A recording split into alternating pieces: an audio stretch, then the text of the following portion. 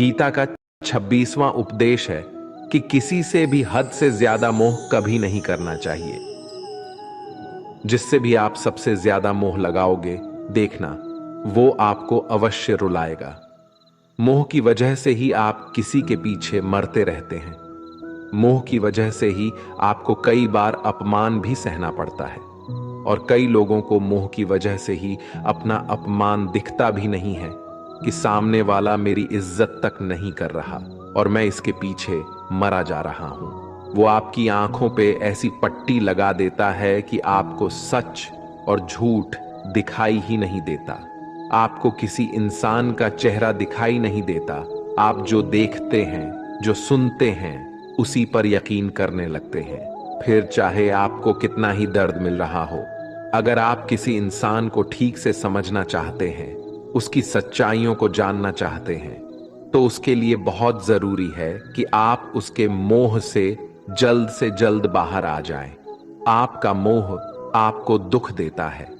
जिस दिन मोह खत्म, उस दिन आपको किसी भी रिश्ते से कोई दुख नहीं मिल सकता, क्योंकि आपको फिर कोई फर्क ही नहीं पड़ेगा। गीता का 25वां उपदेश यह है कि आप वो मत करो जो सभी करते हैं, बल्कि वो करो जो आपके लिए सही है। स्वधर्मम निधनम श्रेय भारत धर्मो भयावह। श्री कृष्ण ने अर्जुन से कहा कि एक जो तेरा कर्तव्य है, जो तेरे लिए सही है, जो तुझे करना चाहिए वो कर तू। कभी भी वो काम मत कर जो दुनिया कर रही है। क्योंकि अर्जुन श्री कृष्ण से कहने लगा कि ऐसे भयंकर युद्ध में पढ़ने से अच्छा है कि मैं सन्यासी बन जाऊं। तो श्री कृष्ण ने अर्जुन से कहा कि सन्यासी बनना तेरा कर्म नहीं है, तेरा धर्म नहीं है, क्षत्रिय है तू। कर्म और तेरा धर्म यही है कि तू अधर्म का नाश कर, धर्म की रक्षा कर। ऐसे ही हर इंसान का एक अलग कर्तव्य होता है, एक अलग ही मार्ग होता है। तो कभी भी उस मार्ग पर मत जाना जहां सारी भीड़ जा रही हो।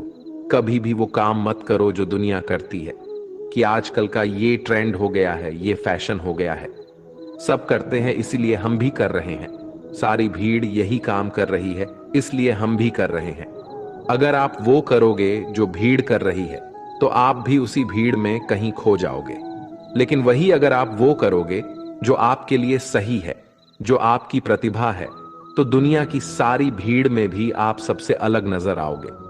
गीता का 24वां उपदेश है कि जिंदगी में धोखा अपने ही देते हैं, क्योंकि उनको आपकी कमजोरियों का पता होता है। बाहर वाला आपको धोखा नहीं दे सकता, क्योंकि उसको आपके बारे में पता ही नहीं है कि आपको चोट कहां पहुंचानी है। लेकिन जो आपका अपना है, आपका खास है, उसे बहुत गहराइयों से पता होता है कि इसकी कमजोरी क्या है।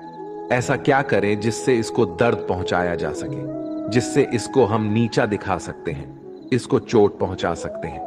ये कलयुग है, इसमें बाहर वालों से नहीं, जो हमारे अपने हैं ना, उनसे ही सावधान रहना होता है। महाभारत का युद्ध दो अलग अलग राज्यों में नहीं हुआ था, बल्कि एक ही परिवार के भाइयों में हुआ था।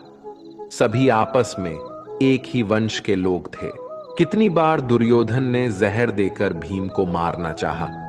न जाने कितनी बार दुर्योधन ने पांडवों को जान से मारने की कोशिश की। वो उसका कोई पराया नहीं था, बल्कि उसका भाई था। सारी लड़ाइयां घर के अंदर ही होती हैं। बाहर कौन लड़ेगा? हमसे घर में ही सारे झगड़े होते हैं। तो आपको चोट सिर्फ वही लोग पहुंचा सकते हैं जो आपके अपने हैं। आपको धोखा सिर्फ वही लोग दे सकते हैं जो आपके अपने हैं।